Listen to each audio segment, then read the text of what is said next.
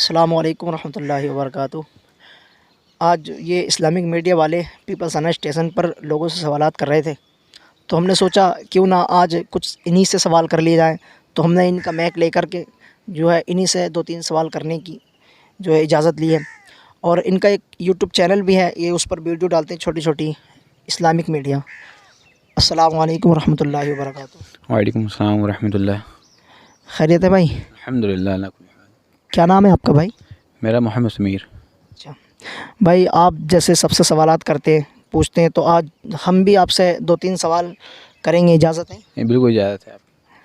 تو سمیر بھائی، ہمارا سوال یہ ہے کہ قرآن مقدس میں کئی ہزار آیتیں ہیں، اور جو ہے ان تمام آیتوں کی سردار کون سی آیت کریم ہے؟ قرآن کریم میں 1000 سے زائد آیت ہیں کم و بیش، اور ان سب کی سردار جو ہے وہ ہے آیت الکرسی۔ آیت الکرسی، ماشاء اللہ، سبحان اللہ، آپ کا جواب درست ہے۔ اور سمیر بھائی، دوسرا سوال ہمارا یہ ہے کہ قرآن مجید میں 114 صورتیں ہیں، تو ان تمام صورتوں کے اندر سب سے بڑی صورت کون سی ہے؟ سورہ بقرہ۔ سورہ بقرہ، سبحان اللہ، آپ کا جواب یہ بھی درست ہے۔